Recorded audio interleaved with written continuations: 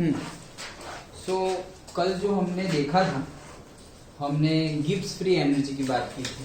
हमने second law, जो first law से हमें जो पता नहीं चल रहा है वो हमें सेकंड लॉ से पता चलता था। फर्स्ट लॉ से हमें पता नहीं चलता कि प्रोसेस स्पॉन्टेनियस है या नहीं है, लेकिन सेकंड लॉ के दो स्टेटमेंट से हमें पता चल जाता है, दो प्रॉपर्टी से हमें पता चल जाता है कि प्रोसेस स्पॉन्टेनियस है या नहीं। एक प्रॉपर्टी हमारी है चेंज इन द एंट्रोपी और दूसरी प्रॉपर्टी हमारी है गिब्स एनर्जी और Gibbs free energy, we can say. Okay, तो चेंज इन द एंट्रोपी के लिए भी हमने डिस्कस किया था, when delta S total is blank then the process is spontaneous. तो डेल्टा एस टोटल क्या होना चाहिए? Greater than zero, then the process is spontaneous. And if delta G is greater than zero, then the process will be non-spontaneous, क्योंकि spontaneous के लिए delta G less than zero होता था, that we have discussed। Delta G का formula भी हमने देखा, delta H minus T delta S, done. Okay, वो हमने प्रूव भी किया था कि कैसे हम डेल्टा जी मतलब Gibbs free energy of the system की बात करने वाले हैं, पूरे के पूरे टोटल डेल्टा जी की बात करने वाले नहीं है, सिर्फ सिस्टम की, not surround including surrounding. Done, that we have discussed yesterday. आज हमें देखना है absolute entropy and third law of thermodynamics. दो चीजें देखनी है, एक तो एब्सोल्यूट एंट्रोपी और थर्ड लॉ ऑफ थर्मोडायनेमिक्स। देखो, हमने फर्स्ट लॉ डिस्कस कर लिया, हमने सेकंड लॉ डिस्कस कर लिया, and this is the last law. और आगे तुम रिसर्च कर रहे हो तो तुम फोर्थ लॉ ला सकते हो, लेकिन अभी हमारे थर्ड लॉ तक है। तो थर्ड लॉ ऑफ थर्मोडायनेमिक्स क्या बोल रहा है? थर्ड लॉ ऑफ थर्मोडायनेमिक्स, उसी में एब्सोल्यूट एंट्रोपी का कंसेप्ट इंक्लूडेड हो जाता है। तो अगर मैं पहले समझा दूं तो क्या होता है थर्ड लॉ ऑफ थर्मोडायनेमिक्स? कोई भी ऑब्जेक्ट है, उसकी एब्सोल्यूट जीरो टेम्परेचर पर, कौन से टेम्परेचर पर? एब्सोल्यूट जीरो, हाँ, जीरो टेम्परेचर नहीं बोल रहा हूं, एब्सोल्यूट जीरो बोल रहा हूं, दोनों में डिफरेंस है। ओके, तो एब्सोल्यूट जीरो टेम्परेचर पर उसकी एंट्रोपी जीरो हो जाती है। एंट्रोपी क्या है हमारा? Degree of disorderness, chaotic nature. Okay, तो डिसऑर्डरनेस जीरो हो जाती है, मतलब डिसऑर्डरनेस है ही नहीं। जैसे हमने देखा सॉलिड की एंट्रोपी कम होती है, उससे ज्यादा लिक्विड की होती है, उससे ज्यादा गैस की होती है, क्योंकि जैसे जैसे फेज चेंज हो डिसऑर्डरनेस बढ़ती जाती है, रैंडमनेस बढ़ती जाती है, केओटिक नेचर बढ़ता जाता है। फिर गैस से लिक्विड में आओगे तो कम होगी, लिक्विड से सॉलिड में आओगे तो कम होगी। अब सॉलिड तो हो गया, अब और तुम टेम्परेचर डाउन करते ही जा रहे हो, -5, -10, -20, -50, और नीचे ही जा रहे हो, -100, -150, -150 से भी -170, -150 से नीचे कौन सा ब्रांच बोला जाता है? -150 डिग्री सेल्सियस से नीचे का टेम्परेचर जो हो उस पे अगर हम स्टडी करें तो वो ब्रांच को क्या बोला जाता है? बताया था उस दिन, क्रायोजेनिक्स। याद आया? उस दिन डिस्कस किया था ना, भूल गए क्या? क्रायोजेनिक्स बोला था कि वैसे ही फिर एकदम कम टेम्परेचर पे फ्यूल को लाते हैं और फिर स्पेस में ले जाते हैं। ओके, सो दैट उसका साइज एकदम छोटा हो जाए, तो छोटा चीज कैरी करना इजी हो जाता है। ओके, और फिर वहां जाके उसको हीट देंगे तो उसका साइज बड़ा हो जाएगा और उसको हम एज अ फ्यूल यूज कर सकते हैं, क्रायोजेनिक टेम्परेचर। ओके, तो ये तो सिर्फ बीच में आया इसलिए, तो और कम ले जाते हैं तो absolute zero temperature, absolute zero क्या होता है? -273 केल्विन, मतलब 0 डिग्री सेल्सियस। सॉरी, 0 डिग्री नहीं, ओके, ये भी गलत है। Okay, -273 degree Celsius okay temperature, ऐसा याद रखो। क्या? ओके टेम्परेचर, ऐसा कुछ है नहीं, लेकिन 0 kelvin temperature, 0 kelvin temperature okay temperature, वैसे याद रखने के लिए ओके टेम्परेचर पर एंट्रोपी जीरो होती है, ऐसा याद रख लो। थर्ड लॉ ऑफ थर्मोडायनेमिक्स क्या है? ओके टेम्परेचर पर कोई भी सब्सटेंस की एंट्रोपी जीरो हो जाती है। तो ओके टेम्परेचर क्या है? ओके मतलब ये तो याद रखने के लिए 0 केल्विन, 0 केल्विन। तो 0 केल्विन मतलब कितना? -273 डिग्री सेल्सियस। क्यों? क्योंकि हमारा 0 डिग्री सेल्सियस था, उसको केल्विन में कन्वर्ट करना हो तो हम कैसे करते थे, 0 + 273 that is equals to 273 kelvin. Done. अगर 0 डिग्री सेल्सियस को हम 273 केल्विन बोलते थे, तो अभी मैं यहाँ पे -1 कर दूं, यहाँ पर भी -1 कर रहा हूँ, फिर -2 -3 -4 -5, तो यहाँ पर मैं -273 डिग्री सेल्सियस कर दूं, यहाँ पर भी 273 है, -273 कर दूं, तो ये कितना हो गया, 0 केल्विन हो गया, और ये कितना आया, -273 डिग्री सेल्सियस। डन। तो ओके टेम्परेचर तो याद रखने के लिए है। एब्सोल्यूट जीरो टेम्परेचर कौन सा होता है, एब्सोल्यूट जीरो टेम्परेचर होता है -273 डिग्री सेल्सियस। वो टेम्परेचर पर कोई सब्सटेंस, जैसे तुमने पानी लिया, अब पानी का स्टीम है, स्टीम को हमने ठंडा किया, वो लिक्विड बन गया, और ठंडा किया, आइस बन गया, और ठंडा करते ही जा रहे, करते जा रहे, कहां तक गए, -273 डिग्री सेल्सियस तक गए। तब वो जो आइस है ना, उसके जो पार्टिकल्स है, उनके बीच में रैंडमनेस, डिसऑर्डरनेस होगी नहीं, बस ऐसे हिलेंगे भी नहीं, थोड़ा भी नहीं हिलेंगे। डिसऑर्डरनेस, रैंडमनेस, क्योटिक नेचर है ही नहीं। क्यों? जीरो हो गया। क्यों? टेम्परेचर इतना कम हो गया। तो जैसे हम टेम्परेचर कम करते थे तो एंट्रोपी कम होती थी ना, हमने इतना कम टेम्परेचर कर दिया कि उससे कम एंट्रोपी हो ही नहीं सकती, मतलब zero entropy. Understood? This is the third law of thermodynamics. एकदम छोटा सा सिंपल, बस इतना ही है। Understood?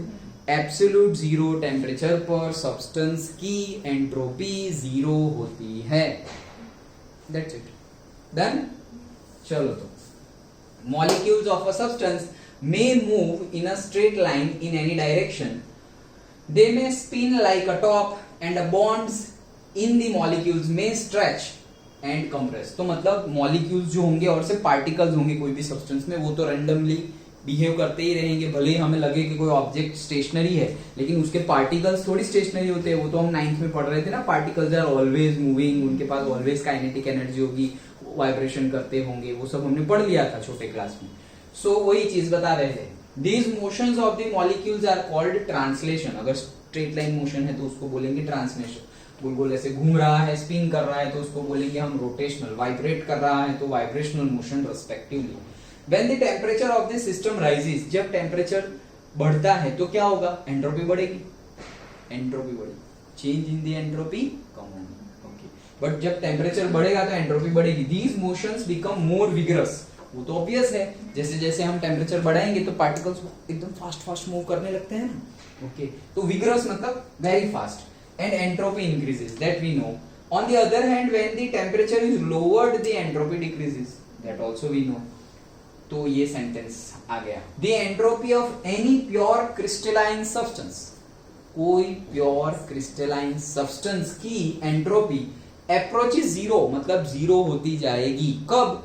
As the temperature approaches absolute zero, मतलब टेम्परेचर अगर एब्सोल्यूट जीरो के पास जा रहा है, 0 डिग्री नहीं, 0 केल्विन, 0 केल्विन एब्सोल्यूट है। हाँ, absolute temperature, absolute zero temperature कितना है, 0 केल्विन।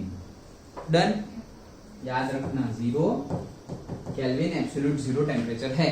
तो जैसे ऐसा समझो कि अभी मेरा 10 केल्विन टेम्परेचर है, कितना, 10 केल्विन। तो जैसे जैसे ये 10 और यहाँ पर कोई एंट्रोपी है, कितनी है, से 10 जूल। ओके, 10 जूल हमारी एंट्रोपी, जूल पर केल्विन, एंट्रोपी का unit. Okay, Q/T। So as this approaches to 0 kelvin, 10 kelvin से 0 केल्विन की तरफ जाएगा, एब्सोल्यूट जीरो की तरफ, वैसे वैसे ये भी कैसे हो जाएगी, 0 जूल पर केल्विन। डन। वही चीज कि जैसे एब्सोल्यूट जीरो टेम्परेचर पर कोई भी प्योर क्रिस्टलाइन सब्सटेंस की एंट्रोपी जीरो होती है। अगर तुम 0 पर हो तो वो 0 होती है, अगर तुम 0 की टुवर्ड्स में जा रहे हो तो एंट्रोपी भी 0 की टुवर्ड्स में जा रही है, इसलिए अप्रोचेस बोला है। मैं बोल रहा हूं कि अगर 0 ही है, अप्रोचेस नहीं, 0 पे पहुंच गए तुम, एब्सोल्यूट जीरो, -273 डिग्री सेल्सियस पे पहुंच गए, तो एब्सोल्यूट जीरो पे पहुंच गए, तो एब्सोल्यूट जीरो पे एंट्रोपी कितनी होगी, 0। Okay, that's it. This is called third law of thermodynamics. Done. Simple है, third law of thermodynamics, absolute zero temperature पर कोई भी प्योर क्रिस्टलाइन सब्सटेंस की एंट्रोपी क्या होगी, जीरो होगी। और जैसे बुक में लिखा है वैसे भी तुम बोल सकते हो कि कोई भी प्योर क्रिस्टलाइन सब्सटेंस की entropy approaches to zero as the temperature approaches to absolute zero temperature. Then temperature absolute zero को अप्रोच करेगा तो एंट्रोपी भी ही जीरो को अप्रोच करेगी। और अगर तुम ऐसा बोल रहे हो कि अगर टेम्परेचर एब्सोल्यूट जीरो ही है तो तुम बोल दो एंट्रोपी जीरो है, simple. Okay, this is so because there is a perfect order in a crystal at absolute zero. ऐसा क्यों होता है, क्योंकि एब्सोल्यूट जीरो टेम्परेचर पर -273 डिग्री सेल्सियस पर सारे पार्टिकल, जैसे लाइन में, जैसे स्कूल में तुम प्रेयर कर रहे हो और ऐसे लाइन में परेड कर रहे हो एंड लाइक दैट, एकदम फॉर्म, डिस्टेंस, सब कुछ सेम एग्जैक्ट। ओके, वैसे सारे पार्टिकल्स हो जाते हैं और थोड़े भी रोटेशनल, ट्रांजिशनल, रोटेशनल, वाइब्रेशनल कोई मूवमेंट नहीं, बस ऐसे खत्म, अब हिल ही नहीं पाएंगे। जैसे वो नहीं कोई हॉलीवुड मूवी में बताते हैं आइस एज में सब ऐसे ही हो जाते, बस चिपक गए ऐसे ही, और ऐसे ही मर गए। चिपक गए मतलब मर गए, ऐसे लाइक दैट। ओके, कई कई मूवी में तो आता है इतने ठंडे, वो देखा है वो पायरेट्स ऑफ द कैरेबियन का कौन सा पार्ट है नहीं पता, सेकंड या थर्ड है, उसमें जाते हैं एट दी वर्ल्ड्स एज में आता है शायद, तो वहां जाते हैं तो इतना ठंडा टेम्परेचर होता है, तो वो ऐसे बोट में बैठा हुआ होता है और फिर अपने ऐसे पैर के साथ खेलता है, तो ऐसे अंगूठे को ऐसा करता है तो टूट जाता है उसके हाथ में अंगूठा आ जाता है। क्यों? क्योंकि ब्लड भी जम जाएगा, हमारा ब्लड फ्लो नहीं कर पाएगा, और blood can not flow at that much temperature. अरे वो तो कोई अलग जगह जाते हैं एंटार्क्टिका साइड, लेकिन तुम हिमालय पे चले जाओगे तो इतनी ठंड लगेगी कि क्यों वो नहीं, जैसे कि अपनी चाइना वाली बॉर्डर, ओके, चाइना वाली बॉर्डर है, वहां पर कैसे रहते हैं हमारे सोल्जर्स, उनके लिए पर्टिकुलरली क्लोथ्स अलग होते हैं, उनका यूनिफॉर्म, उनके शूज अलग होते हैं, पर्टिकुलरली उन सोल्जर्स को अल्कोहल भी दिया जाता है। क्यों? क्योंकि ब्लड सर्कुलेशन कंटिन्यूअसली रहे, इसके लिए। ओके, इतनी ठंडी है कि गर्म बॉडी नहीं बोलते, अगर कोई चीज को किसी, जैसे कि तुम्हें कोल्ड हो गया हो तो डॉक्टर क्या बोलेगा, गर्म चीज ज्यादा खाओ, और अगर बहुत बुखार आया है तो ठंडी चीज खाने को बोलते हैं। ठंडी चीज मतलब नॉट टेम्परेचर कोल्ड, उसकी जो तासीर बोलते हैं ना, तासीर मतलब इन शॉर्ट नेचर, जैसे कि बनाना, तो बनाना का नेचर, केले का नेचर होता है ठंडा। ओके, तो इट्स नॉट अबाउट कि फ्रीज में रखा हुआ बनाना, नो, बट उसका नेचर ठंडा है ऐसे।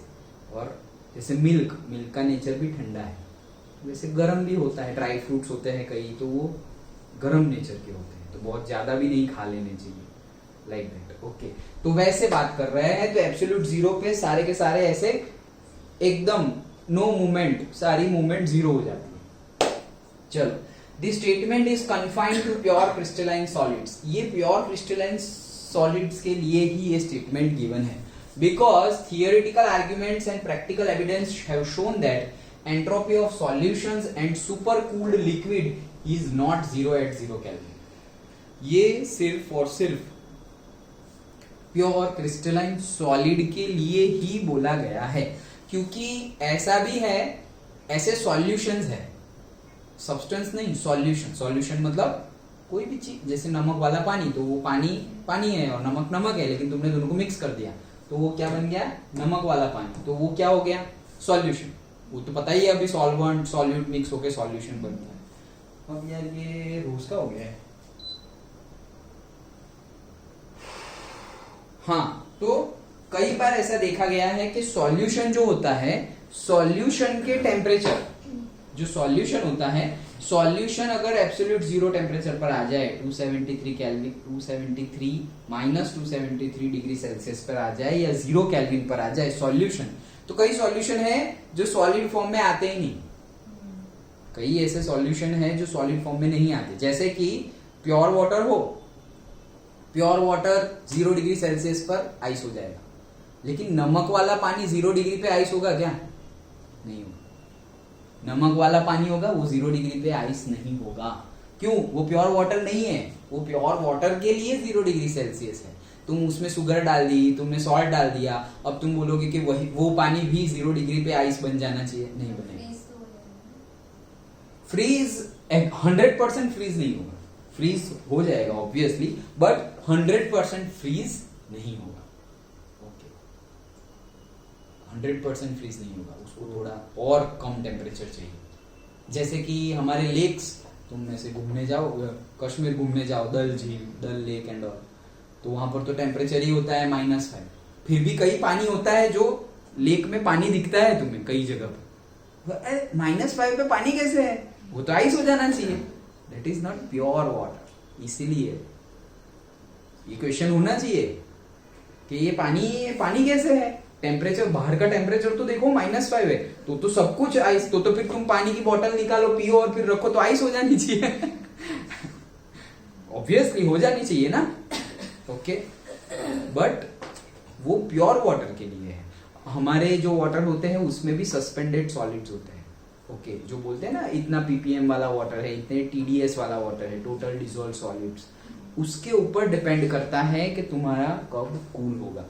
वो सब बहुत डिटेल्ड है, लेकिन समझने के लिए क्या, ये जो हमारा थर्ड लॉ है वो प्योर क्रिस्टलाइन सॉलिड्स के लिए ही है, क्योंकि प्रैक्टिकली ऐसा देखा गया है कि एब्सोल्यूट जीरो टेम्परेचर पर कई सॉल्यूशंस की एंट्रोपी जीरो नहीं है।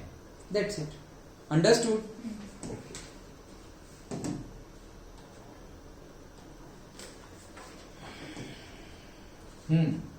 चलो, then the importance of the third law lies in the fact it permits the calculation of absolute values of entropy of pure substances from the thermal data alone. तो वो helpful है calculation के लिए। For a pure substance this can be done by summing Q reversible by T, which is the entropy formula, increments from 0 Kelvin to 298 Kelvin। तो 0 Kelvin temperature, 0 Kelvin मतलब कितना हुआ, minus में, यस, एंड 298 केल्विन मतलब कितना हुआ,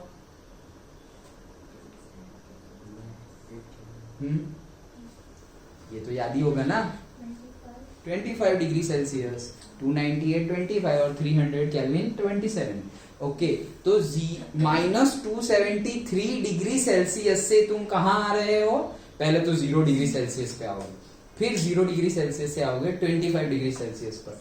तो वैसे अगर तुम करोगे तो क्या करोगे, हीट बढ़ेगी ही, -273 से 25 आने के लिए हीट चाहिए तुम्हें, कंटिन्यूअसली हीट मिलेगी तो एंट्रोपी बढ़ेगी, एंट्रोपी बढ़ेगी तो सारी एंट्रोपी जो बढ़ी सबका सम कर दो, ऐसा बोल रहे हैं, न्यूमेरिकल करना ही है। Standard entropies can be used to calculate standard entropy change by a Hess law type of calculations. तो स्टैंडर्ड एंट्रोपी चेंज कई बार हमें कैलकुलेट करना आएगा। तो जैसे हेज लॉ में हम करते थे, हेज लॉ में क्या करते थे कि कोई एक प्रोसेस है, ए में से बी बन रहा है, तो ए में से बी का डायरेक्ट डेल्टा एच नहीं पता तो टुकड़ों में पता हो दूसरे रूट का, तो वो पता कर लो और सम अप कर दो। एंट्रोपी में भी सेम वही हेज लॉ लगेगा कि डायरेक्ट डेल्टा एच नहीं मिल रहा है प्रोसेस का, कोई बात नहीं, टुकड़े में कुछ पता है दूसरे रास्ते का। ओके, क्योंकि it is not dependent on the path. Entropy भी क्या है, पॉइंट फंक्शन है। ओके, याद है ना। सो स्टेट फंक्शन पॉइंट फंक्शन है, नॉट अ पाथ फंक्शन। सो वो भी हेज लॉ भी वहां पर हम लगा सकते हैं, वही चीज। अंडरस्टूड? तो सिंपल समझ में आ गया थर्ड लॉ। आगे बढ़े।